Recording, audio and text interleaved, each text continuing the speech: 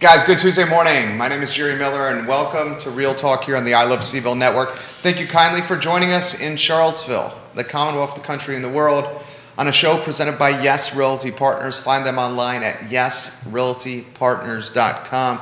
And folks, look at the screen and please patronize and support the businesses and brands that you see on screen, the absolute best in the real estate field.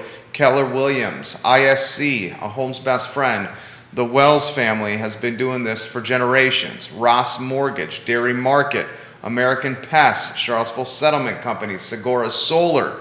I mean, just the creme de la creme when it comes to real estate. And we're powered by a little bit of coffee by Shenandoah Joe. Shenandoah Joe and Dave Fafara.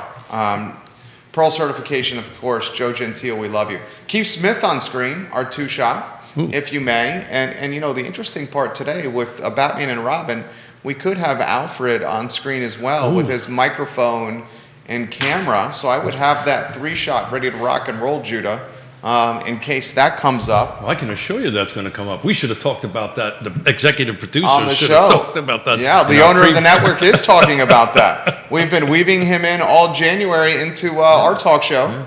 And now with no guests, we can have... Yeah, I love it. I'm in. Judah Wickower, our director. I mean, you know, these are my favorite shows. I started it in our hot mic intro on the end of it, but, you know, just you and me being you and me and just having a conversation and a cup of Shenandoah Joe and all these wonderful sponsors. I mean, I wake up in the morning going, I can't believe these people are sponsoring us for me just to talk. So this is great. I'm so thankful for everything that they do. I'm excited about Friday. I guess today is just our chill, let's have a lot of fun day. Friday's going to be a big day. We've got Colette Shee coming in, who is the Senior Vice President of, I'm reading it because I want to make sure I get it right. So this is news here. Why don't we get ready for this? This is news on Friday's show that's about to happen, where you can find only on Real Talk. So Keith Smith, the show is yours. Thank you. So Colette Shee, who's the Senior Vice President for Operations and State Government Relations for UVA, big title. Basically, I believe she's like third in charge. This is a big thing. Colette has the fortune or misfortune, depending on how she's going to talk about it on Friday, to be part of my Regional Housing Partnership Board. And the second person we're going to have is Alice Rucker. She's the architect of the university. I may have screwed that name up, but she'll go ahead and correct us on Friday. But she's in charge of all the architectural. So at the end of the day, what we're going to do is we're going to talk about, you know, in real time, and your questions and comments about UVA's initiative to bring between 1,000 and 1,500 affordable homes or affordable housing units to our region. We've been talking about this for years, right? And now we're going to have the players at the table to have a conversation with it. The other thing we're going to do, and I'll ask Judah and Jerry to share, there's a survey that they're trying to get folks to take. So please drop that into the feed. Please take that community engagement. I'm on the community engagement team. So we are, I'm just super excited that, they've chosen us to sit down and spend this long form discussion. So, please tune in. This is going to be a lot of fun. So Friday, 10:15 a.m., Real Talk, UVA, at this set, in these seats, talking affordable housing, plans, and initiatives. Absolutely. Thoughts of what will transpire with the interview? Yeah, so please, folks that are listening now, between now and Friday, kind of get your questions put together. You know, we have 3 rules here at Real Talk, right? You know, no divisive politics, no pointing fingers, so everything needs to be constructive and positive. And but we're gonna take some deep dives and try to see what we can do to move this needle forward. I'm excited about it. I'm a recovering marathon runner, and I feel like the night before a marathon, right? I'm all excited and all this stuff. And on the other hand, I'm anticipating, okay, how's this going to go? So I'm just pumped about it. This is going to be a lot of fun. Bellamy Brown, welcome to the show. Hey, Marine. Good to see you, Bellamy Brown. Johnny Ornalis. Hey, Johnny. Nicholas Erpy, Bill McChesney. Hello, and welcome to the program. We got some folks in Madison and Culpeper watching over on Scott's page right now. Scott Morris, we love you. And we'll look forward to seeing you tomorrow on Real Talk. Scott Morris, of course, of Ross Mortgage. Keith Smith, a lot we need to cover here on today's program. Where do you want to start, my friend? Well, I didn't have any agenda for today, right? I didn't have any topics for today. I just wanted to kind of throw it out there, and it seems like there's a couple of questions that popped up in the feed. We can try to tackle them, or I just was excited to get out this interview or this discussion. Interview is the wrong choice of words. This discussion we're going to have on Friday. So I'm willing to take it wherever the feed wants to take it, or wherever you'd like to take it. Neil Williamson, hello on Neil. Twitter. Neil, the show this past Friday with you, my friend, was excellent per usual.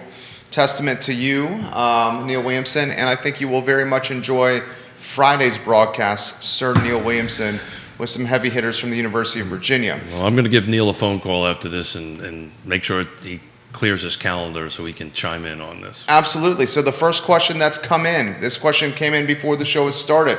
I will relay it to everybody that's watching. This is from Bill. I saw a couple of posts from a real estate group in Charlottesville. They have 2 properties on Valley Circle. They are currently zoned 2-UHD. with assessed values of the low to mid 300,000s. They are both selling north of $900,000. Please discuss. Yeah, so that is the city zoning designation for what they call the university high density. So I think the question is, what's the differential? What's the difference, or why is it that the tax assessment is $1 and market's saying it's $9? Do you think that's basically the question? I think what he's alluding to, and I don't want to assume, so please follow up with post here, is the density opportunity is creating an opportunity for these homes to trade for 3 times assessed value. Yeah, so this is a great example why when we have conversations with buyers or sellers, don't look at the tax assessment. The tax assessment doesn't necessarily represent the market, right? Some jurisdictions or some tax assessed situations, for instance, in my case, my tax assessment that the county has put on my home is more than what the market will be willing to buy it. We were able to appeal it, and we were able to lower it down because I frankly don't want to pay more taxes, right? On some cases like this, the tax assessment is a little bit lower than the market. What's important to understand when jurisdictions do this, these are desktop analysis. So think about it, right? I'm probably going to get myself into a little bit of trouble. Oh, I like when you do that. I tend to do that on a regular basis. I like when you do that. Regular basis. We'll see how the texts follow through with the people who try to keep me straight. Right? Have you ever done a Zestimate on your personal home? Sure. Do you think it's right or you think it's wrong? My previous home that I sold, it was not accurate. And the home I'm currently in, it is accurate. So on average, generally it's a hit and miss. Right. And it's because it data mines data, right? You don't have a trusted advisor, right? You don't, Craig Spicer, right? He was here yesterday, awesome realtor, with Keller Williams Alliance. It's just as awesome. You need to bring in a trusted advisor to take a look at it and crunch the numbers and find out exactly what it is. So these automated value assessments, because that's what we're talking about, it's not necessarily accurate. More often than not, they're not. So in this case, probably what happens here, and I know a little bit about this, these jurisdictions hire Jerry Miller appraisers, right? And you just do desktop appraisal. Or sometimes they have in-house folks that do that end of it. And it 9 times out of 10 is not reflecting the actual market. I can assure you, not knowing exactly where these 2 parcels are, but looking up the zoning and reading it before we went on air, this is a high-density zoned property. So why do you think that is setting the value at 900 versus 300? Why I think it would be is the opportunity to tear down the structure and to build a even more densely populated structure that could yield more revenue streams for a developer and investor. So the path of resistance is minimal, right? You don't really have to you just have to follow the subdivision ordinance or the... No permitting. Well, no, I want to be clear about that. There is permitting. Well, no special zoning changes. There is I no... should change. What's important here, there's no political decision. Right. Right? This is not a political decision to do it. The decision has already been made, and the zoning is already there. The decision that has to go forward is technical. Can you actually... So a lot of these parcels, right, may be zoned for high density, but you can't physically fit anything on it, right? So therefore, is it really worth 900? I don't know this parcel in particular. I will surely look it up after the show. Well, interestingly, the viewer has said it's under contract. Yeah, there you go. So that would indicate that there's opportunity. Yeah. So all the boxes got checked. Yeah. Right. And on that. And so again, not knowing the specifics of the property, not knowing the specifics of it, just for the sake of a talk show, my suspicion is you're right. They acquired it. They're going to demo it. Somebody did a density count and said, okay, we'll buy it for X and we'll develop on it. It'll be worth Y. And they made the business decision to move forward. A good example is friend of the program, friend of Keith and mine, Christopher Bremen. Oh, yeah, sure. Has got some has got some investment property along JPA. He built a series of duplexes. I actually helped him acquire that parcel. So I'll put that in perspective. Well, it was the same thing. You know, this was a parcel that was zoned. Nobody, for whatever reason, took an opportunity to do what the zoning allowed it to do. Christopher asked me, say, hey, I'm looking for some property. I said, look at this. And we dug up all the paperwork on it, and he decided to do that. On the flip side of that, Jerry, it took him almost 2 years. It took him a while. You got to have the runway. You've got to have the bandwidth, you have to have the runway, and you have to have the patience. Yeah, he also has some market advantages in that he's a builder. Well, anybody who's going to tackle that is probably going to be in that game. Is going to be in that field, right? Yeah. On that end of it. But it took about 1.5 years to 2 years to go ahead and actually get it done. And in his case, COVID, in a weird way, kind of helped him.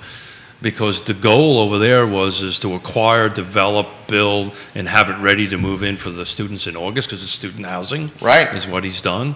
But it took another year on top of that to do it. There's cost, right, to that, right? And anyway, so it worked out well. I had a conversation with him not too long ago. He's doing well on that project, and so. You know, but that was an opportunity. So that's an example of I think we talked a little bit about yesterday. We constantly were talking about expanding the 5%, the growth area. That was an example of taking what's existing within the growth area and opening up your R-HUD, university high density zoning, and working within those four corners on that end of it. What maybe we'll get myself more into trouble with this, Jerry, but one of the things about some of these larger projects that are in comp plan areas or in growth areas that don't get rezoned, you're going to start seeing more of this. You're already doing it. You're already going to start seeing more of this quote unquote by right developments. It's not going to help the inventory issue in my opinion. Right. We've stood by that for a while. We have been, yeah. Questions more coming in. Joseph Gentile watching in New York. Hey, Joe. He's coming in, he'll correct me if I'm wrong, I think February 6th. He's actually going to be in these seats coming down, and every time we sit here, we just have a ton of fun. We love you, Joe Gentile. Something about bringing food with them. I don't know. National Vice President of Sales Strategy. There you Pearl go. certification. What has Joe got to say? He says, hello, gentlemen. Interest rates, the 8th, he says, Keith. The 8th of February. Is it the 8th? Okay. It was 6, 8. I was close. Joe Gentile, we love you, homie. Did he call us gentlemen? He did call us gentlemen. Wow. I think he was referencing Judah and I. and then he said to Keith, hey, punk. He calls me brother. Brother. I get called brother. Joe Gentile, I think you're chuckling right now in New York. We love you. This is his comment. Hello, gentlemen. Interest rates have increased to their highest level since March of 2020. Have you seen any change in buyer behavior here in Central Virginia. Thanks for the softball there, Joe. I thought it was going to be a meatball question, but apparently he wants to actually talk real estate. Look, the answer, and I don't wish to be the political, take the political approach on this. The answer we're going to know to that is probably mid-February, end of February. The way I've answered is the way we've always been answering this at this point here. The buyer pool is that 20-foot deep, Olympic size, 10-meter, whatever it is, high platform thing. The interest rates raising is going to lower that 20 feet to 18 feet or whatever it's going to be. The inventory is the kiddie pool, right? So maybe interest rates ticking up a little bit might make it go from the 1-foot kiddie pole to the 1.5-foot kiddie pole, and the 20-foot pole might go to 8. But when you have 23.5 million millennials they're coming into the market, an extra half a point isn't going to make a difference. We asked Craig this question yesterday. Craig Spicer. We asked Craig this question the last time it was approaching 5 was in 19. It was somewhere between 4.5% and 5%, depending upon the year and the end of it. And we asked him the question, were you slow at that point? I know we weren't slow at this point. Neither was he. Right, I know. But I think from my perspective, and the real estate agents that are watching it, the interest rate will help inventory slightly. And look, in Joe's market, which I know well, the Northeast market, the Long Island, the Connecticut, the New Jersey, it's a different animal than here, right? We're somewhat insulated from this. We've got this influx of, as you talk about all the time, this influx of code and all these different businesses, and plus people just come here. I have to look at it, but I believe we're named number 5 in 2021 in livable cities. I'll pull it up here on the website or Google here in a minute. But Joe, to answer your question, and I think on the 8th we're going to debate this a little bit, he and I don't see interest rates climbing, slowing the market down. What I do see slowing the market down is no inventory. That is going to impact sales way more than interest rates might. Who knows? We'll find out here in about 30 days when we start running numbers on what January's sales and closings were. Nicholas Erpy, on a different Facebook page than the one Joe Gentile's engaging with. Are they talking to each other? Says they're talking to each other through the show. Isn't that amazing? And they're not connected on Facebook. But he says, if there's food with Mr. Gentile, I'm eager to be on the set. Sounds like good Italian boys get together right there. Joseph responds to our discussion, curious if the jump is causing a little panic with buyers and increasing the number of people making offers. Are you seeing an uptick in offers because of these bump in rates? So I've seen I've seen the amount of multiple offers decrease. That's not the last 2 weeks, not the last 30 days, not the last 60 days. That's been a trend for quite some time. I think particularly depending on the buyer profile, right? Are we doing first-time home buyers? Are we doing move-up buyers? Are we doing empty nesters? Whatever the buyer profile might be. A lot of this is just fatigue. A lot of this is just, I'm tired of losing deals. And that people are trying to take a bit of a break. I think the snow and the weather and the holidays, it feels like right now that, we're in a bit of, Craig said it yesterday, he has no listings, right? Yonna and I sold our last listing over the weekend. How many listings are active in Charlottesville City? Oh God, you'd have to ask me that. That's in this stack right here, but I'll get to that. I think you mentioned yesterday in Albemarle County how many active, right? Yeah, I've got that data here. I think I do anyway. While he's looking for that data, I'll give a plug for tomorrow's show. I just got an email from Scott Morris. Yeah. Scott Morris, a fixture of Wednesday's program. He will have either Gary Palmer or Ashley Palmer on set with Keith and I tomorrow on Real Talk. That's good. So you get us that info. Well, the first one that popped up, I can tell you in Charlottesville, there's 21. 21 active listings in the city of Charlottesville.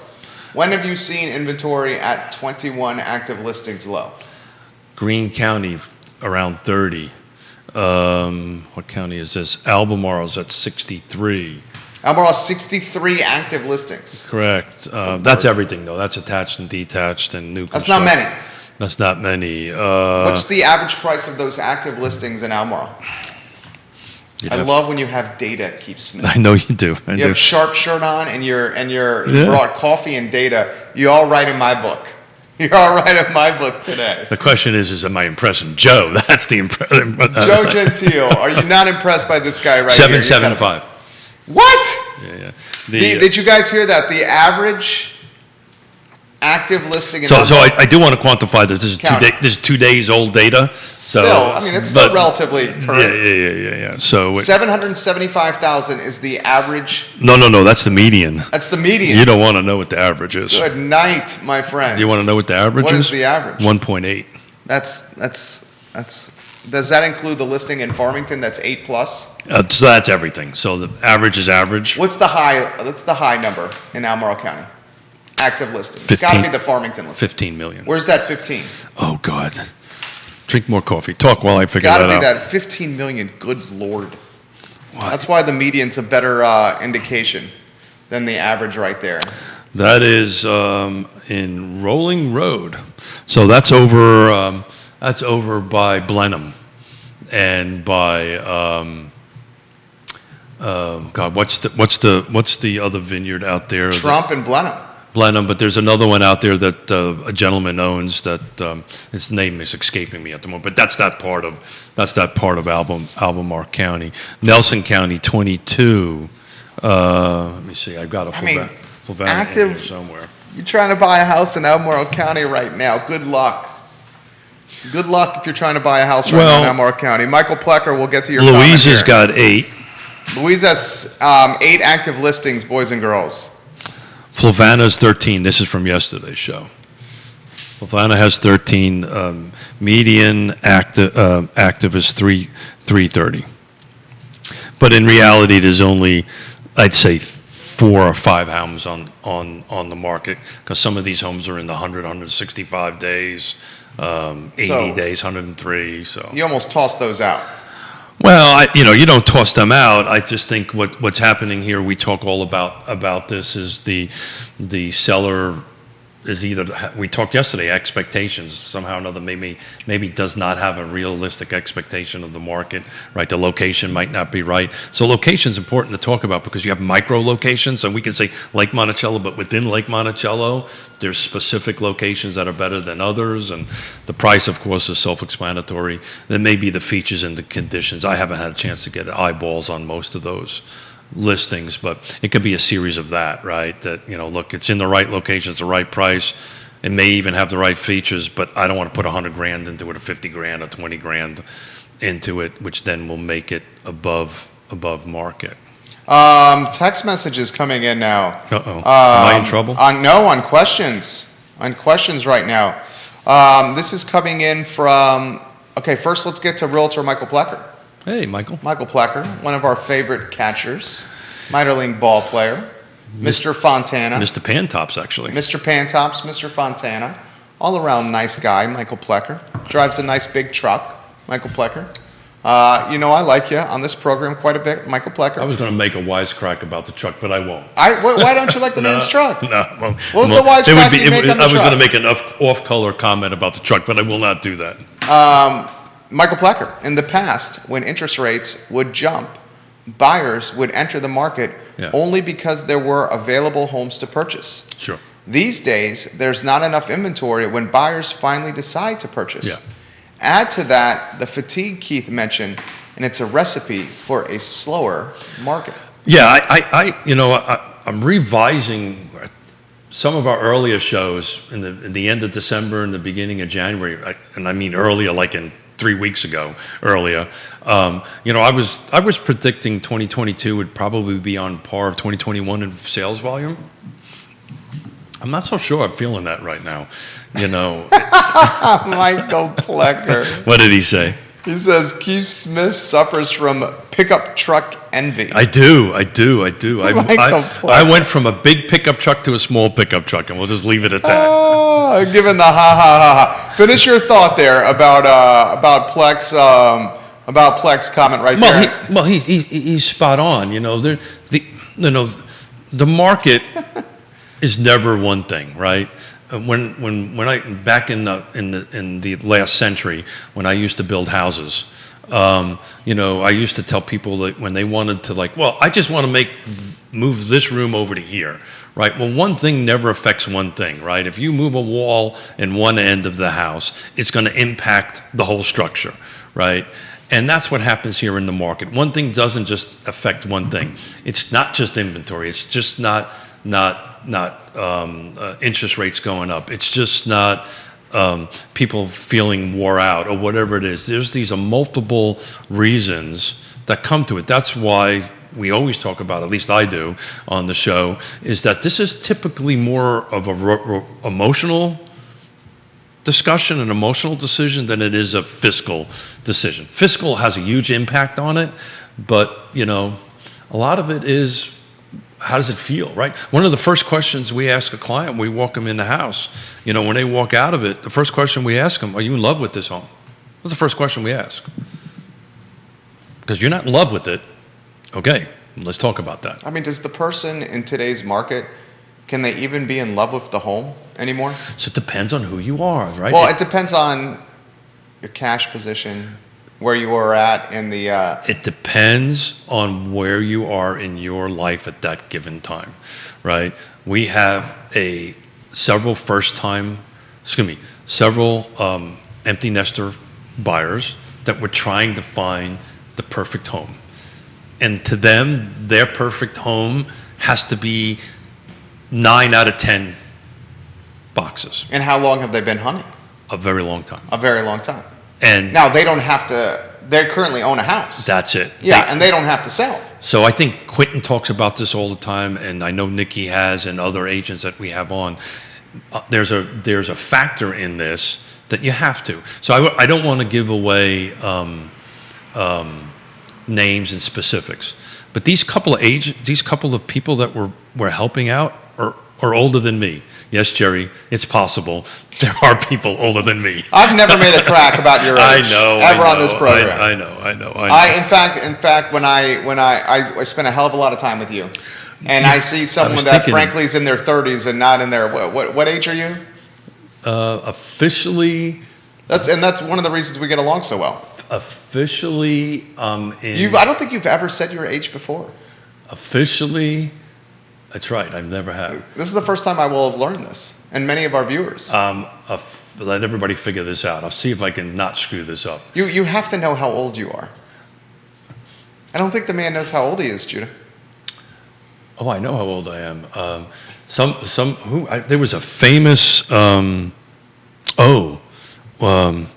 I think it was George Burns, which you probably don't even know who George Burns is. I know who George Burns is. I think one of his famous.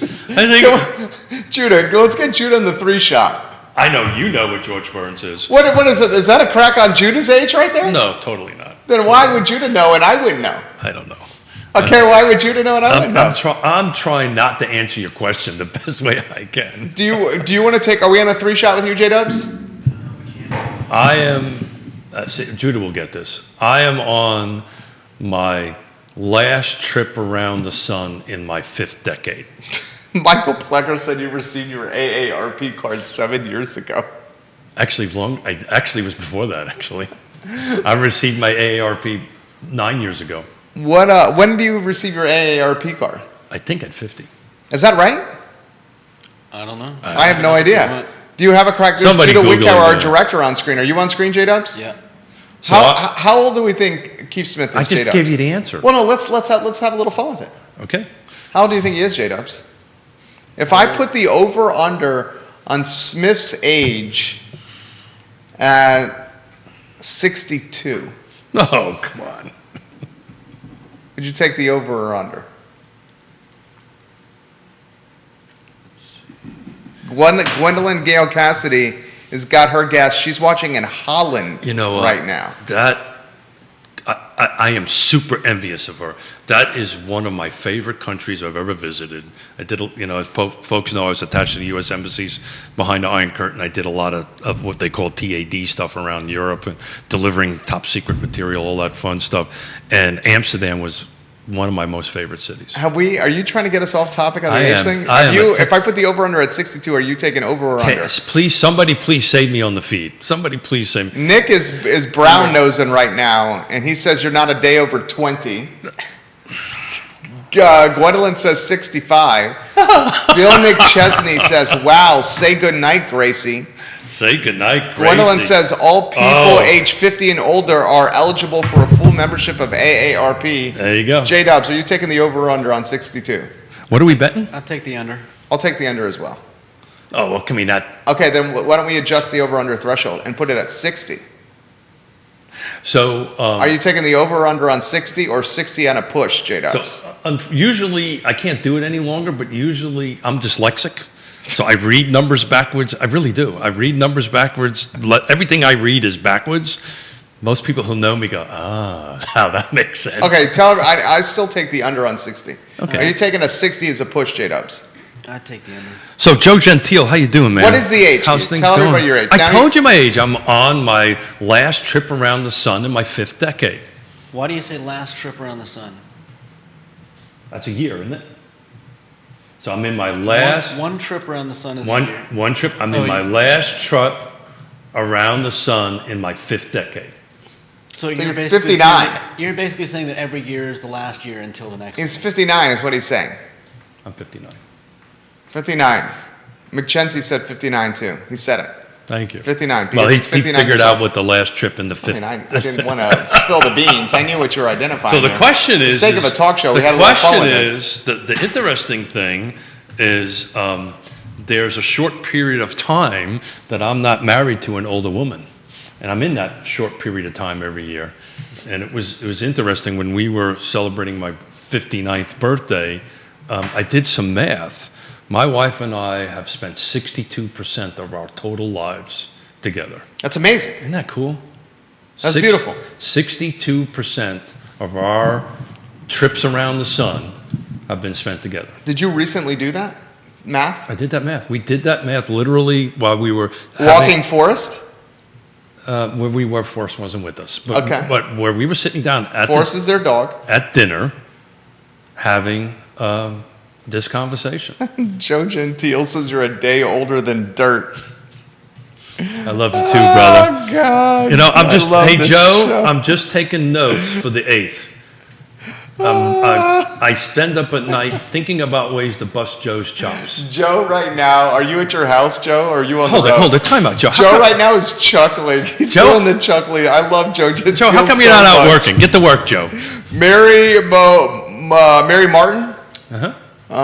Just an old Marine you are. Oh, so Mary Martin is married to a Marine, and not only is Mary Martin married to a Marine, Mary Martin is married to a Marine that was on the same duty I was on. A few years before me, I think, or after, I can't remember what. But yeah, there's a couple of us out there. This is coming in from Florida via text message to me. Are they saying I have to move to Florida now because I'm 59? No, this is a family. Joe's in his home office in New York. We have Gwendolyn who's watching in Holland right now. And we have a family in Florida outside Disney World watching us on the show. Your family member? No, not a family member, but a fan of our shows. And she says this, please bring up the list of HOA neighborhoods you compiled over the weekend on the show and how they could influence decision-making in Charlottesville City. Did you see that list I put together? I did. I'm going to ask you for a little bit of help. Sure. It didn't retain it. I read it, but didn't quite stick. Dude, I was shocked. And this is the power of crowdsourcing, of how many HOA neighborhoods are in the city of Charlottesville. So I'll rattle off some, and then I had agents and HOA managers jump in and offer more. Cool. Okay, so Huntley is one. Willoughby, the front part of Willoughby, the back part of Willoughby is Albemarle County. So Huntley is off Stribling Avenue, the JPA Fry Springs area. Willoughby is down 5th Street, front part of Willoughby, city of Charlottesville. Cherry Hill and Village Place in the Fifeville, Cherry Avenue area. Lachlan Hill. Yep. You know that one. I know that one. You helped broker a deal Yeah. in Sure. Lachlan Hill. Sunrise Park. I've helped broker a deal in every single one of them so far. Sunrise Park. Yep. Brookwood, which is on the same side of the road as Willoughby. Fifth and Harris has a small HOA there. Longwood Drive, a small HOA. Melbourne Park and Paynes Mill has a small HOA. And now we have agents responding with fervor So, for detached homes. Burnett Commons, yeah. which is right off Ridge Street. Yeah, right off of Ridge Street, right off of Cherry. Right off of Cherry. And, On the other side of Cherry. Correct. Not on the Fifeville side of Cherry. So that's on the Elliott side. On the Elliott side. Side of Cherry, yeah. Yeah, that's correct. Burnett Commons, Belmont Point, Real Alto, Morse Creek, Brookwood. For townhomes and attached homes, Druid Hill, Ridgecrest, Belmont Village, Riverview. And the agent that's offering that perspective is Mary Catherine King Oh, of sure. Long and Foster, Oh, yeah. formerly an HOA manager. So that's a lot. Well, Mary's a rock star. I hope she's watching right now. You should hopefully. I tag her? Please tag her. All right, I'm gonna tag her right she's, now. She's a rock star. Every time I sit down and have a conversation with her, I learn a little bit more. So what's the question baked in here? Is the question baked in here from the way I heard it anyway? Is missing middle really going to have an impact if so much of the city is HOA? Is that the question? I mean, we're that's asking? pretty much the question. That's the question. Yeah, because that's a hell of a lot. And identify why that's important. Well, two parts to that. There's actually three parts to that. The first part to that is it was more of a question. I would love to know percentage of the actual 10 square miles of land is in the HOA, right? That's a great question. Yeah, so City of Charlottesville's 10.2 square miles. correct. And he's asking, of those 10.2 square miles, how many are HOA'd 10.2 square miles? And somebody would have to do a ton of research on this because Does anyone know that? you got to factor out roads, you got to factor out commercial, you got to factor out governmental parcels and buildings Parking. and using and parking. Yeah, parking. That's another Pandora's box. Yeah, great. You did it to me yesterday. You going to do it to me again? What time is it? Oh, gotta go. I don't know. Between you and Joe, I'm in the hot seat. I'm squirming here a little bit, and I'm not so sure. Michael Plecker didn't quite make an off-color reference there, but in any event, so why this conversation is important and how to tie it, in my opinion, to this missing middle. This is part of the reason why, and I'm going to go to the extreme because I don't remember the exact number, but some folks are opposing it, thinking that this may add a substantial amount of residential units to the city. And it's simply not. I think if somebody takes a hard look at this and find out if most of these, let's say, I don't know what the percentage is, of available, developable space that this missing middle can happen. On the upzoning. He's talking the upzoning. Yeah, I prefer rezoning. Why does people not like the upzoning term? Because it has a technical, it means something very specific on that. So what upzoning is if the city of Neil Williamson, why is upzoning not accurate? I didn't say it's not accurate. I just don't like it. I personally don't like it. What upzoning means is that if I'm a jurisdiction, I am now saying your property is commercial, right? Not residential. I've just upzoned you, right? And then you're now paying commercial taxes and all that kind of great stuff. What the missing, and this is what we discussed with Neil, right? And he's watching. He just sent a picture of the car that you would be driving if you're older than dirt.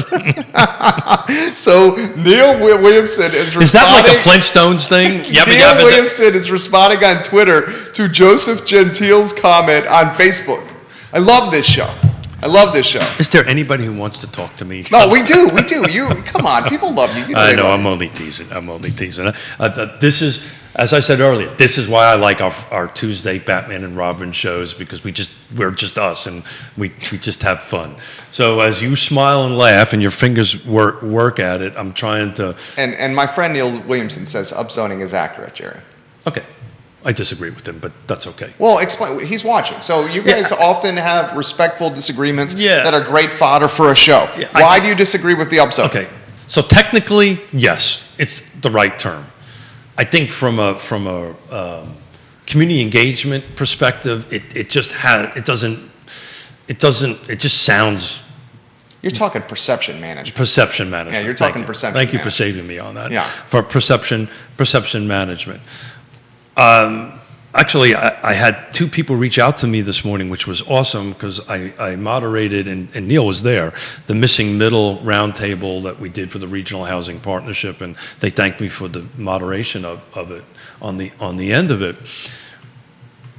The reason I have words matter, the reason why I have a perception issue, and maybe I just overthink it, with upzoning, it kind of equals we're removing single-family detached housing, right? We're eliminating that. And that's not what's happening here. What's happening here is they're adding more choice, right? Choice to the property owner, so that if they wish to go ahead to, by right, add an ADU, auxiliary dwelling unit, right? Or add some other unit in this single-family detached zoned lot, they now have the right to do that.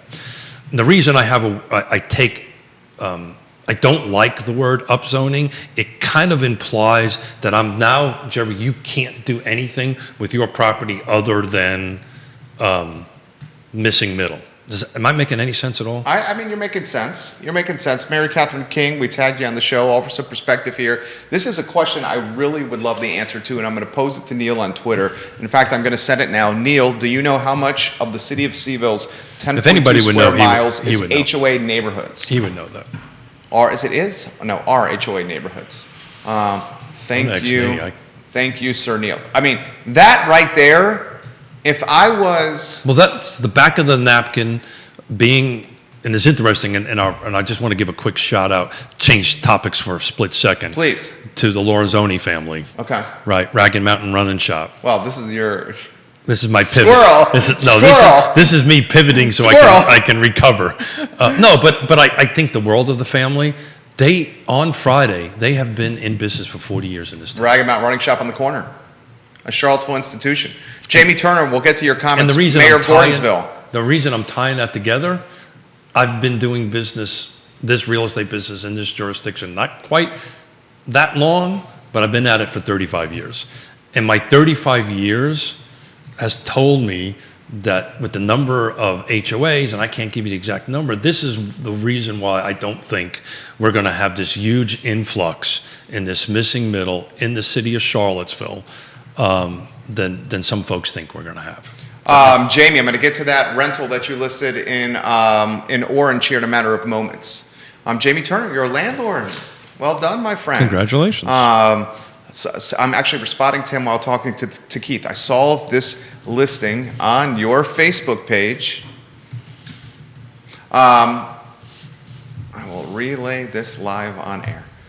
Here's what I'm going to throw to you. Good for you. Look at you. I'm doing a lot of stuff here. Look at you. This is it's extremely challenging. You know what? I've said this live. I've said this to you personally. I will continue to say this out there. When I first started this, what is this show? 260 something, right? 263, 264. I actually thought I could do this by myself. I remember. And I cannot do this by myself. I think I said that to you. Yeah, you did, and damn it, you were right. Because my attention deficit syndrome and my dyslexia, extremely difficult. Oh my God! All right, let me throw this to everybody that's watching. So we've had undoubtedly a debacle of sorts with homeowners suing the city now about upzoning changes. Yeah. We have almost as polarizing in the city of Charlottesville as the mass. So they're not suing for upzoning. They're suing for the decision they made on the comprehensive plan. Yeah. So the zoning has not happened yet, Mr. Miller. Those are schematics. Right. Well, the reason I bring that up is I made a bet with Mr. Neil Williamson. You did? Sir Neil Williamson. I'm responding to him on Twitter as Sir Neil Williamson. My only hope... I don't think you're going to win that bet. I hope I don't win that bet. My concern is, will the lawsuits drag this out? Okay, so explain the lawsuit first, and then I'll ask my question. Well, everybody, they have the right to do this, right? You know, if a rezoning is shot down, right, the applicant, anybody would have the right to sue the decision of the elected body. The likelihood of it passing is minimal. So, not passing, but, excuse me, winning is minimal, unless there was some egregious foul or red flag got pulled out, or no, that's European football. Yellow flag got pulled out. I'm mixing my sports up. Sorry about that. We don't call them yellow flags in football. We just say there's a flag on the play. Yeah, I know that. I was watching a little World Cup, and the red card and the green card. Like I said, I'm dyslexic. Sometimes my brain thinks backwards. So there you go. I love this guy. So this is what I would do. Okay. So what's the business I'm in? One of the businesses I'm in. You. One of the businesses I'm in You're into marketing. Is branding. Branding and marketing. Perception management. Perception management. So Woody Fitchman. Are we back on upzoning? Woody Fitchman, welcome to the program. Hey, Woody. Yeah. Woody, thank you for all you do, by the way, with the land trust. You do some great work. Woody Fitchman, you're A+ people. A+ people, Woody. So perception management. Sure. Words matter. Words matter. We have a divide in the city of Charlottesville. Just the city of Charlottesville. Well, on this topic of upzoning. Okay, I'll shut up. We have many homeowners, and by many I mean thousands, tens of thousands of homeowners that are vehemently opposed to upzoning and increased density in their neighborhood. Oh, I get it. Mm-hmm. We have tens of thousands of people on the other side of the fence that are passionate about upzoning and demanding it because they believe additional supply will drive down price points, creating affordability. Isn't that a beautiful thing? One way to appease half these people, it's almost like a 50-50 divide here, is for the city of Charlottesville, planners, council, city hall, and leadership, to identify this in a very succinct nutshell. We have so many darn neighborhoods in this city that are HOA. If somebody would do the math, it would come pretty clear pretty quickly. So many HOA neighborhoods. We put the list together. Thank you, Mary Catherine King, for helping with this. Thank you, DB, who's an HOA manager. I'm not going to use your names, but I'll use your initials.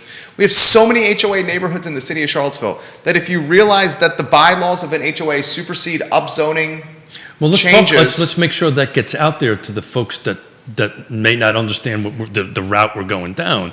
What's important about this is that when you do a subdivision and you create an HOA, you create a document called the covenants and restrictions. These covenants and restrictions get attached to the land, right?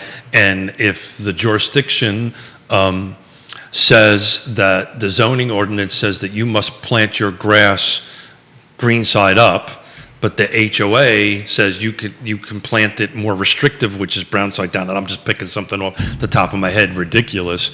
But the more restrictive supersedes the less restrictive. Yeah. Does that make sense? Absolutely. Yeah. Okay. So this is what I would do for the tens of thousands of Charlottesville homeowners and residents that are vehemently opposed to this.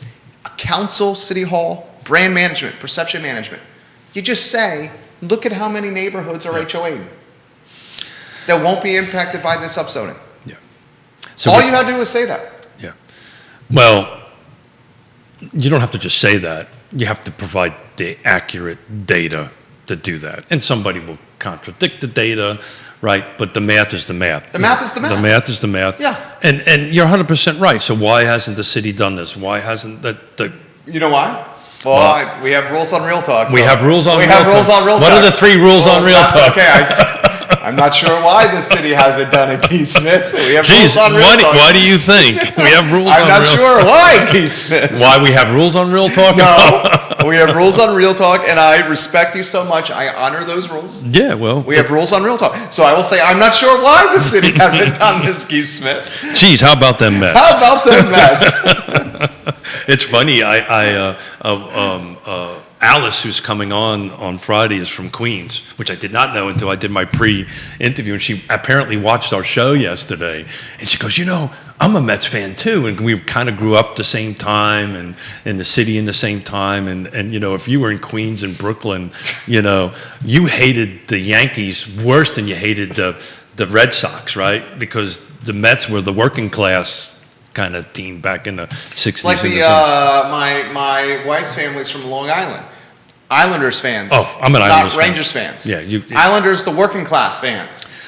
A true fact, I never stepped foot in Manhattan until after I was married. Really? You just never did it. If you lived in Brooklyn or Queens, unless you were working there or whatever, you never went to Manhattan. I never did it. There was never a reason to go to Manhattan. Right? There was never a reason not to go 4 blocks to pick up bread. Everything you needed was within walking distance, or a bus ride, or a subway ride, or something. But I never went into Manhattan until later in life. Do we want to talk about the HOA topic anymore? Because people are asking about it. Yes, I'm good on it, because this HOA topic is not mutually exclusive to Charlottesville. Right. Right. So that's a good topic right there. So this man right there is being an excellent broadcaster. Where are you going to go with that one? I know where you're going to go with it, but you should go with it. I don't know, but is Bellamy Brown still watching? Bellamy Brown still watching? Did you see that knife hand by Mr. Miller there? He was doing that. No, you got to get you got to get your thumbs back. Anybody who's spent any time in the United States Marine Corps understand what a knife hand. Can you explain why it's not mutually exclusive to Charlottesville? Because there are HOAs in every jurisdiction. Right, and HOAs... And the speculation is... I'll let you do that speculation. The speculation is that if the city moves forward with this upzoning, then the County of Albemarle jurisdiction may follow. Yeah, so the missing middle topic is on the table for Albemarle County, right? It's on the table. It's on the table for discussions, right? It is. What it's going to look like and how it's going to get going. I mean, I think the initial start was... the comprehensive plan for Crozet, thank you, Smith, I can get that out, has did. But eventually, this missing middle conversation is gonna percolate up in through the remaining jurisdictions. Where I was going with that was the recent project that was rejected in Fulvana County, and we talked about this on last Friday. This is right outside Lake Monticello. Yeah, it's over by the Food Lion. I put a lot of thought into this one too, but go ahead. It's historically, I've been there since '87. It's historically that... Fluvanna County, like the Pope, knows holy water. Or I prefer to say red wine, but that's okay, holy water. Yeah. Well, I know the whole... This is why I gave a shout out to Mark and Ragged Mountain Running Shop. When I was thinking about it this morning, how long they've been here, I was like, well, shucks. I've only been here 5 years less in business. So we've been here a while. And the other thing I was thinking about, and we'll talk about it later, is, if Mark was sitting here, what's changed? What was the big changes that have happened in my case, 35 years, his case in 40 years? But that's a great topic. We'll save that for a little bit later in the conversation. But Fluvanna development. Yeah, so it's something that I've never seen before, and you guys corrected me, Neil, and you corrected me on Friday with the Forest Lakes projects. That this particular homeowner association took a very vocal and public opposition to something that was outside their 4 corners of their property, which I've never seen happen before, at least in Fulvana County. And like you said, I know it like the back of my hand on that end of it, which was very interesting on that end of it and why they took that position. So HOAs and there's a topic to ourselves, and we might bring some lawyers that specialize in that and maybe some other folks in to talk about it. And I've said this on the show and to anybody, there's a reason why in a real estate contract you have X number of days, 3 days or whatever it is, to go ahead and review that, because at some levels, because of this conversation we're having, they're more restrictive than local governments. They actually have more certain authority than local governments have, to include foreclosure. Well, you should talk about that. Yeah, a lot of people don't know this. Yeah, if look, the likelihood of this happening is minimal, but it's on the books on certain jurisdictions that if you don't pay your dues or something like that, they can foreclose on your home. There's a process that has to go through and so forth and so on. But if you own your home outright and you don't pay your dues and you say screw it, they have the right to do that. Neil Williamson on Twitter has shared a memo from City Hall, and the memo from City Hall is explaining the HOA relationship to zoning ordinances. And what does it say? If you want, in fact, I can take this memo. All right, so that memo is on my Twitter account, Jerry Miller Now, if you want to see it. I will also paste this link into the comment section of the Facebook page. So my question for on Neil my is, personal Facebook page. does he disagree with the train of conversation we're having? Neil, this memo I undoubtedly am going to read. Here's the problem with this memo is I can't host this show and read a 3-page memo on 12.5. Could you send me a nutshell synopsis tweet, Neil, about this? And I will undoubtedly read it. I've linked the memo in the comment section of my Facebook page. Hey, there you go. Firefighters. Charlottesville's bravest. Charlottesville's. Are the bravest the firefighters? Yeah, bravest and the is finest is police? Police, bravest is fire department. I learned something. I learned something. So comments are coming in about this topic. And the ones you really loved was the sanitation guys. An example is Stonehenge. Stonehenge, you know Stonehenge, right? So what Jerry's saying, folks, in this little monologue he just did, is Smith needs to pick up the game and fill up some dead air. No. I think you're doing a fantastic job. Here's an example from one of the viewers. Example in Stonehenge: no yard signs. Sure. No real estate signs. Sure. The real estate signs have to be in your window and not in your yard. That's Did you know that, exactly Junior? right. Yeah, sure. Sir, I did not know that, but I have Are you on a seen- 3-shot? Can we I get have 3-shot? Handsome Judah here? Handsome Judah. I have seen yard signs in yards. In Stonehenge. Yeah.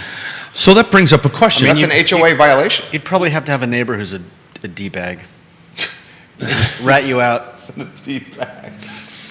Whose idea was to bring him in? Yeah. Hey, here I go. Be careful what you wish for. You might just get it. And I don't think in either of our neighborhoods you can have political signs. No, you can. You can have political signs in yours? Yeah. Not in mine. Yeah. Can you have for sale signs in the yard in yours? Yes. Not in mine. Yeah. So that's a great this conversation, D-bag and all.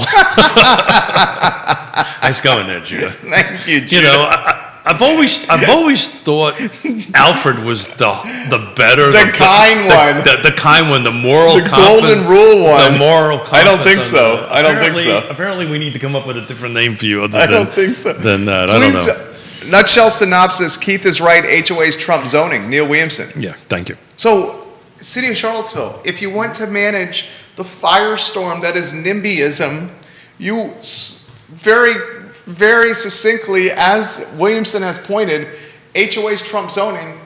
We have 10 plus HOA neighborhoods in a 10.2 square mile city. So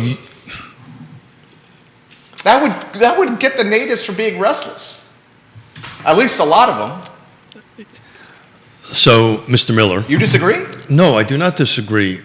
Christopher Eagle loved that comment and is laughing out loud. Thank God there's no FCC rules here. Because you dropped an S-bomb. I dropped an S-bomb. And this by mistake.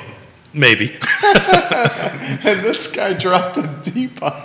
All right, go. Finish your thought over there. Yeah, thank you, Mr. Miller. Yes, I appreciate that. So, your train of thought is not flawed, right? Your train of thought makes sense, but there's one particular factor that you're missing. Oh.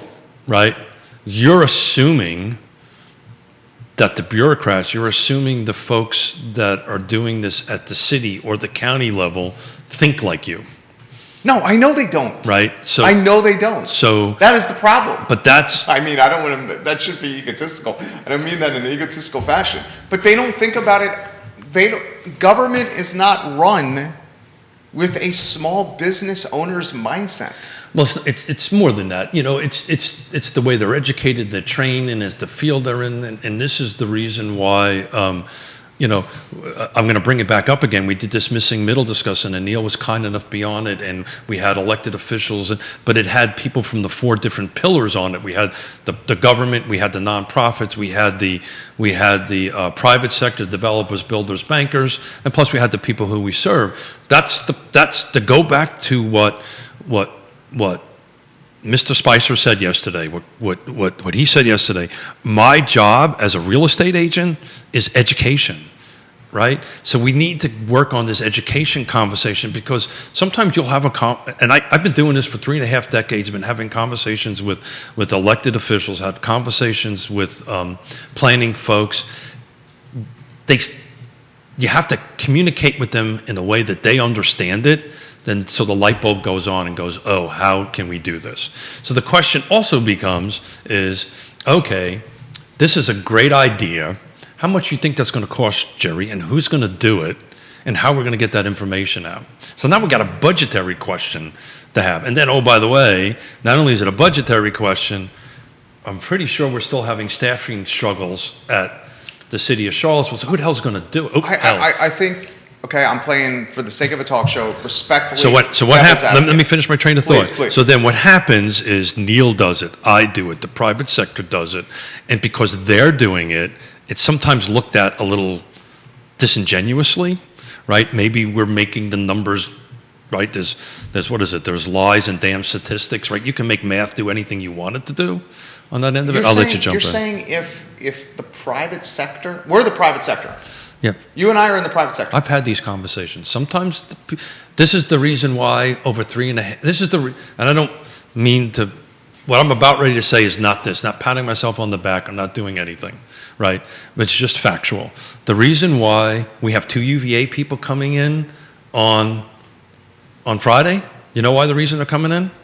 Because they trust you and me. They trust me. They trust us not to throw them under the bus. And we wouldn't. We will and never. We never have. We will never do that. I have, and I'm not pointing fingers, but I want to give it. You're doing a knife hand, though. Hi-ya! No. I'm not pointing fingers at all. Bellamy here. Brown, please come in here and fix this. I am not pointing fingers at all. Yeah. Everyone knows where I stood with the previous mayor. I welcomed her on I Love CVille, the show, and never once because she threw her under the bus on the show. I understand that, but she wasn't comfortable, right? For whatever reason.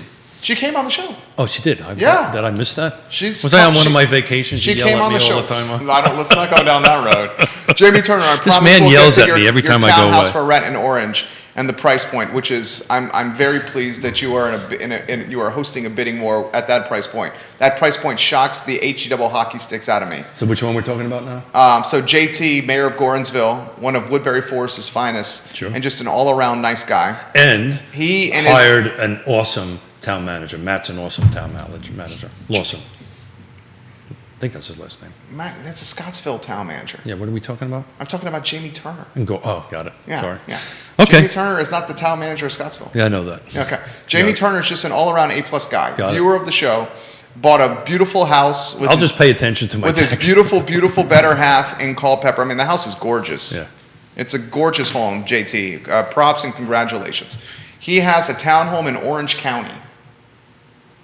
He is renting his townhome. Now a landlord. Props, JT.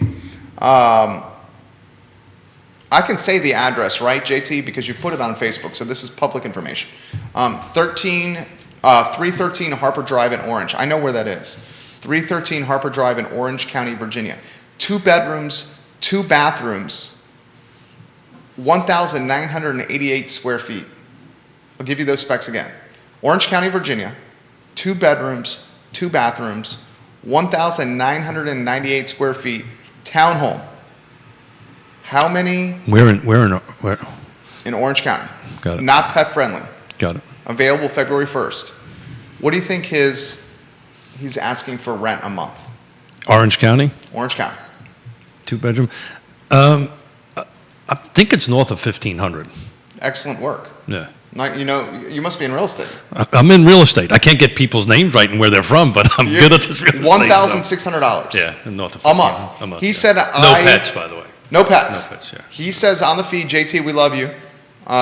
He says, I wanted to let you know I listed the rental in Orange. I thought the price was a bit high for the area, but there has been a literal bidding war. Yeah, sure. And he's asking for a credit score of 650 or better. Yep. I'm looking at the listing. It's a damn good credit score right there. Renters responsible for utilities, security deposit up front, and first month's rent up front. $3,200. Yeah. $1,600 a month, literal bidding war. Sure.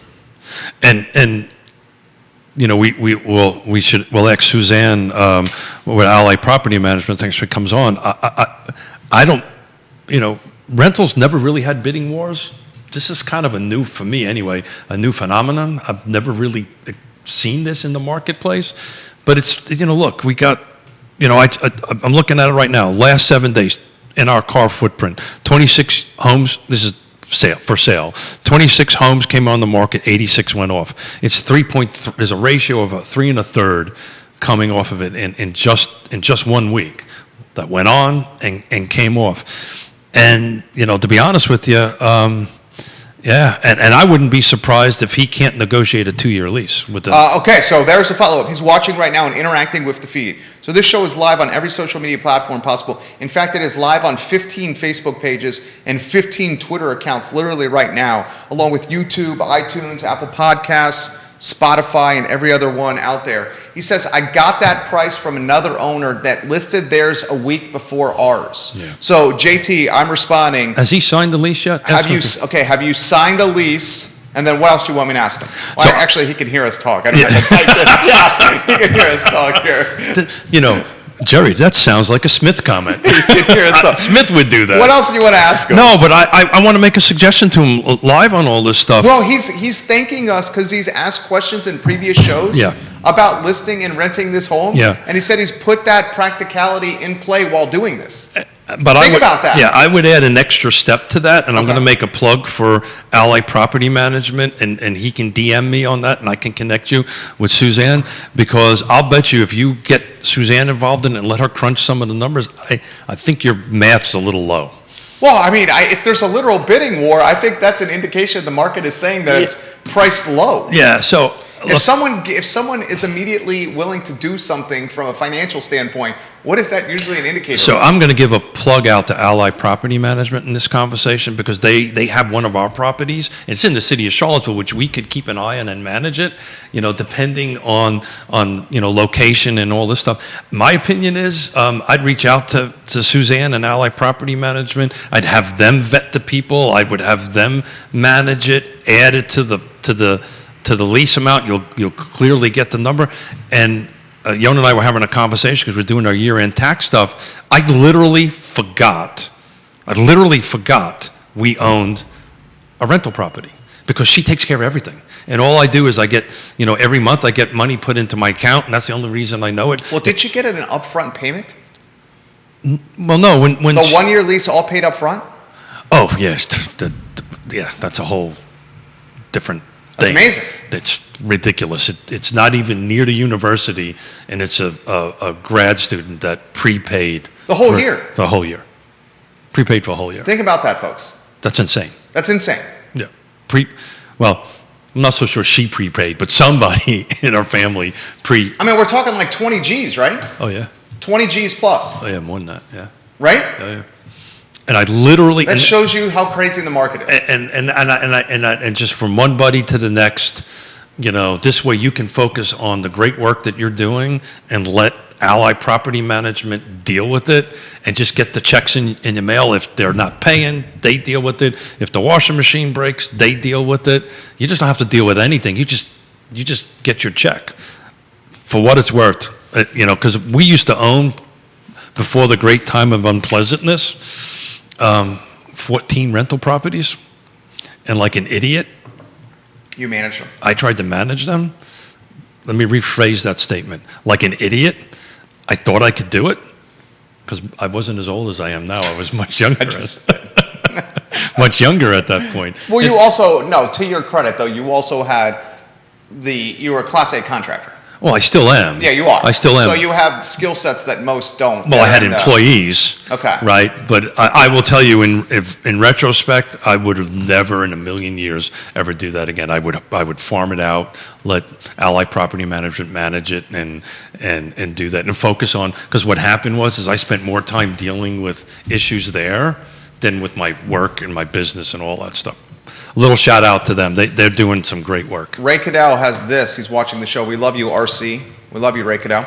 He says, yard signs used to be the #1 source of sale for a home. Very Now much I so. believe they are number 3 behind the internet in the local MLS. Yeah, without a doubt. Without a doubt. Is the internet broad stroke including social media? I would think it is. Yeah, it's the cell phone I'm holding in my hand, Right. right? It's 97, and I know the stat because it's ingrained in my brain, night bread. 97% of transactions start on this. But he's 100% right. Signs on, and to go back to that, we talk 3 separate homeowners associations with 3 separate rules. Lake Monticello, you can have You can have political signs. correct, but only for a certain period of time, right? There's a certain, depending on the cycle, the election cycle, which, to quote Neil Williamson, we have every year in this state, but there is a time that you can have them before and a time after. I just can't remember the date. So you'll all of a sudden see signs up on that end of it. As far as real estate signs go, they can't be any, in Lake Monticello, can't be any bigger than 2 foot by 2 foot, and they have to have for sale on them somewhere. Is one of the requirements on that end. And mine, you can't even have any of them. No. In Judah's, you can only have the for sale sign in the window. And Can you have political signs, J-Dubs? In yours? I've never seen any. You've never seen political signs? Yeah. Old Trail, you can have a real estate sign, but it's their specific real estate sign. It has to look a certain way. You can't put Yes Realty Partner sign on the front yard. It has to be a very specific sign. It has the very criteria on it. So it's great stuff, right? On one hand, it maintains a neighborhood, an integrity of a neighborhood from a value perspective. It's not for everybody. But it's not for everybody. It's not for everybody. This is a really unique conversation about this percentages, because if you look at it in Charlottesville, look at it in Fluvanna County, look at it in Albemarle County, look at it in Greene, how many of that's doing it? But I can tell you, when I sit down and Jerry says, in today's market, I'm looking for 2 acres, 4 acres, a home that has not in an HOA, and oh, by the way, B, no covenants and restrictions. This is an important distinction. You can have covenants and restrictions and not be in an HOA, right? Try to find that in today's market. Well, I mean, where can you find that? Like I said. What are you heading to Esmont? Scottsville? I mean, that's where you're probably heading. Yeah, and be prepared to pay a premium, right? So this conversation of HOA and covers and restrictions is an important one to have, particularly with your trusted advisor when you're going to look out on it. But literally, we have a pool of buyers that do not want to be in it, and we've been looking for some time, and we can't find anything. Kelsey on Facebook, that price point. And Jamie, she's not knocking. We're not knocking the price point. The market is the market is the market. But Kelsey says that price point is sickening. How can you ever afford to buy a home in a market like this? Well, that's a rental. Yeah. And but that rental's an indication. That price point is indication of no inventory on the for sale market. So here's a question for tomorrow's show, and we'll reach if Scott's watching. Gary Palmer on tomorrow, confirmed. Got it. But here's a question for Scott in particular tomorrow. Well, how much did we say that was? 16 and change? $1,600 a month. Yeah. How much house can I buy for $1,600? How much house can I buy? I think you can buy. And then where? Scott Morris, how much house can you buy for $1,600? I think you could probably buy something. Why don't I do a mortgage calculator? You want me to get the mortgage calculator? No, because you want Scott to do it, because Scott's going to do PITI. He's going to do principal, interest, taxes, and insurance, right? I mean, a $240,000 loan amount on a 30-year fixed at a 4-point interest rate is $1,141 a month. That's just P&I. Yeah. Right. It's just principals and interest. That's not including all the other jazz. So So, I think this is a great way to kick off tomorrow's show is, $1,600 PITI, right, on that end of it. Technically, even though it's not part of the mortgage payment, somewhere in the personal calculations, you got to figure out your utilities. But in this particular, and Jamie, we're not trying to toss you under the bus here, brother. No, he says, and Jamie's a realistic guy. I mean, Jamie's a businessman. And engaged, right, Jamie? Family on the horizon, right, JT? Congratulations. I put in the feed that this townhome's going to pay for his kid's college. Congratulations. He says, no, I get it. I was the same way when I thought about the price. Like Kelsey is saying. Well, I mean, Kelsey is saying it because she's probably looking to purchase a home and she can't. But we're going to bring it back into Neil's point, and what we've been talking about is, unless there is more, right? Unless we increase, it's just simple supply and demand. And you and I had a text exchange about this last night. In retrospect, this morning, I regretted using the F word in that text message, so I want to apologize on that. I get a little fired up, as you do from time to time, and certainly real estate fires me up, and certainly local government fires me up. And I understand the rules of real talk, but I will say this. You did it when I was in the middle of chairing a meeting, and I'm like, oh, I really, didn't know. Jerry? I didn't know. I will say this: if we don't open up the 5% and expand the 5%, this is going to be an issue constantly. Got it. Okay. That's a passionate topic. Got it. Do you agree? Yes and no. Maybe yes, maybe no. Yes. Look, how do you eat it? My wife is a lover of elephants. She's watching right now. So this is an expression. That's all this is. How do you eat an elephant? I have no idea how you eat an elephant. Judah, how do you eat an elephant? You know this saying. How do you eat an elephant? Oh, it sounds familiar. You start with the tail. One bite at a time. Yeah. Right? Well, here's another, and I wrote this down. This one stuck. Literally in the middle of a freaking board meeting. I'm sorry. This one. When elephants fight, it is the grass that suffers. Oh, totally. And everybody around them, by the way. Yeah, that's an African proverb, meaning that the weak get hurt in conflicts between the powerful. So anything that you eat, tofu, steak, whatever you're going to eat, you eat it one bite at a time. You do not eat the whole thing at once. So I understand what you're saying. I logically do not disagree that growing the growth area is a good thing. It's ultimately going to be needed. But first, let's try to grow the growth area, right? Let's try to maximize efficiency of the 5%. That's Diantha McKeel's stance. Well, my suspicion is that's most of the stances of all the elected officials in Albemarle County, Board of Supervisors. I mean, that also is. It's also an easy answer. Yeah. Yeah. Okay, that's you said it. That's what I was going to say. Yeah, I know that. That's an easy answer. But it's low-hanging fruit, right? That's the cops. Charleston's finest. That's fine. That's the finest, yeah. So, but you eat something one bite at a time, right? And so I get this from a bigger picture. We need to start looking at this thing. But low-hanging fruit in the ground, in the foxhole, right? Let's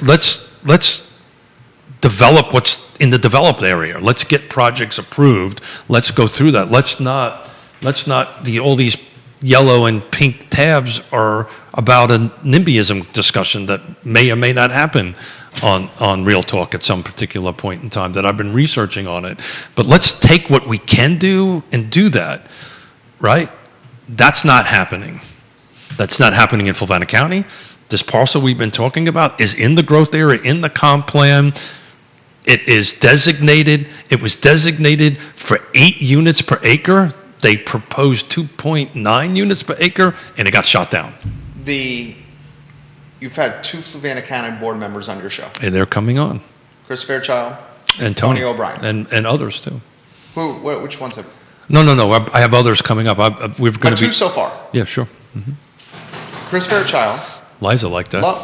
Love Chris Fairchild. Yeah, good guy. He honestly believes what he believes. Good guys. He said on your show, before he got elected, sure, he wasn't going to vote for it. I was not going to vote for this. Yeah, sure. So and he did not. And he's consistent. He's consistent. You have to respect that. That's what I'm saying. You have to respect that. He said He's to everybody consistent. did not want this in Fluvanna. Yeah, he's coming on the show. Him and Tony on the show, and we haven't quite scheduled that out yet. You know, we're blessed. I'm blessed with Real Talk because actually I have more people that want to come and talk to us that there are days on the calendar. Sounds like Yonna. He's wants to go 5 days a week here. No, shut up. You're going to get me divorced. I think it's a fantastic Do you got an extra bedroom? Because I I'm think going to it's- use I do it. have I'm an going to extra need it here in a little while. Okay, I will throw this to you. I understand the time too. No, I actually literally have no meetings today, so I'm good on time. Okay, I Unless somebody wants to see a house, then I got a meeting. I will. Do you have a listing? Listing. That's You even need a better. listing. You want to list? Yeah. You want to list a house? Show's over. Buyers are great. Buyers are great. But sellers, you Keith know- will sprint out the door. You know, I want to give a shout out to Michael Guthrie. I love to negotiate. I like the buyer side of things because and at some point, Is that a seller calling you? seller call. That's me calling you. I got a home for sale. I'm in my hearing aids. I can talk to you. You're a sick man. You know that? But hey, look, you know what? At one point, you know, he said it's all about listings, and I didn't pay attention to him, and he was right. It's all about listings, our business. Bill, when I lived in Stonehenge, dues were $65 per month. I know now, 35 years later, that it's over double that. Yeah. It's an interesting People thing. are offering their basement to you, and they'll give you a senior discount. Well, Mrs. Smith is going to kick You me can out of use the house. AARP card. Yeah, I'll get a senior. I get some sort of discount. Look,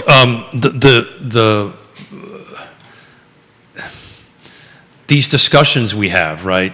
You know, we were talking about, at least I was talking about how blessed I am that people want to come on the show and people want to talk about it. I also started our show off today. This I love the most. Right, just you and I being you and I, throwing topics out and have people responding back in this way. And those are who are NPR fans. There's a thing called Stump the Chumps, and that's what I think a little bit what's got going on here. Stump Smith. We should change the segment on that end of it. But you know, I'm super blessed. I have these awesome. We have these awesome sponsors that just are beautiful. I mean, I'm just blessed that they're willing to let us do what we do so much, and then these guests that fill in these chairs, you know, I'm just honored and beyond what words I can say. And for me to be quiet and not have the words is pretty much an amazing thing. Neil, Free Enterprise Forum. Free Enterprise Forum. Yeah, donate to him, please. Free Enterprise Please. Forum. I will mention this live on air to Keith. I also shared this link from the Free Enterprise Forum on my Facebook page in the comments section. Go to my Facebook page in the comments section and read the link from the Free Enterprise Forum from Neil. Forum, let me hit period and reply. And the link is Albemarle's development area is shrinking. Yes, it's shrinking because of multiple reasons. There's roads being built. There's commercial property that's in it. We talk about this all the time. So when you say 5% is really not 5%, right, of remaining development area. But the point I'm trying to make is while we're trying to move this high-hanging fruit, right, as from a vineyard's owner's perspective, from a high-hanging fruit, let's start with, what do you think, huh? Was that pretty good, huh?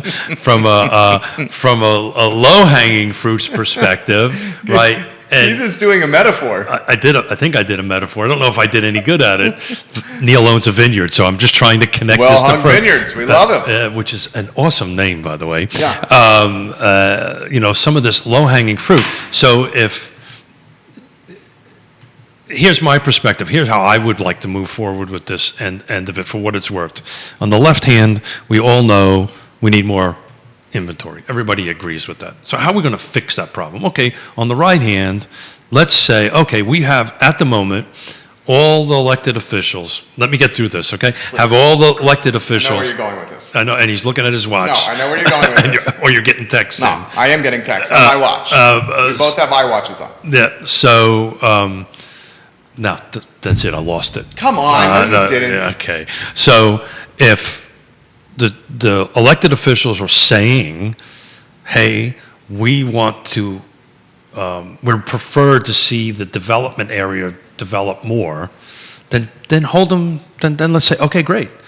All right, so here's the projects, here's what's going through on this stuff, assuming it checks all the boxes, right? And assuming everything is good to go, then let's approve them. Let's get this low-hanging fruit done. And while on the high-hanging fruit, let's start looking at what does it look like to grow the growth area. Now, I will tell you, some jurisdictions, it's probably going to happen here in Fluvanna County. They're going to look to reduce the growth areas there. Don't be surprised to see that coming down the thing, that they're actually going to try to some individuals will actually try to reduce the growth area. And what's the consequences to that, Jerry? I mean, I know what the consequences are of that. Prices are going to increase even more. You're basically creating a gate around a county and limiting who can live there, who can come in, and who can not come in. So the consequences, the real world consequences of this project in Fluvanna County, and we'll debate this with Chris because we'll be on two different sides of it. And I love him dearly. He's a close friend. Knew him for. Should I tag him? You can tag him if you want. Chris Fairchild. He listens to the shows afterwards. He'll hear this.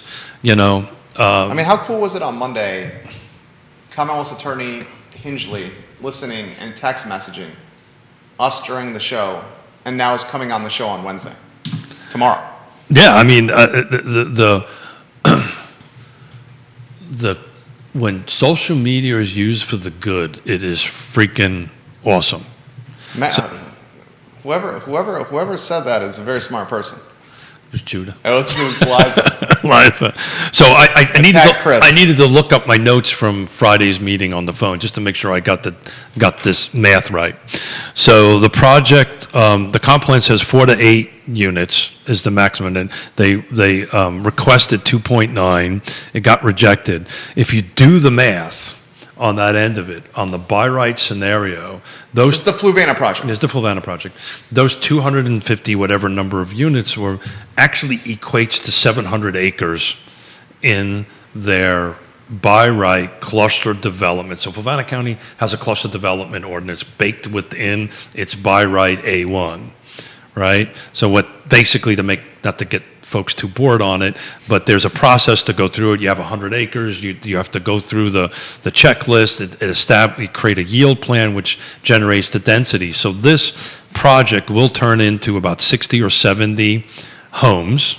They will be in the $300,000 to $500,000 price range.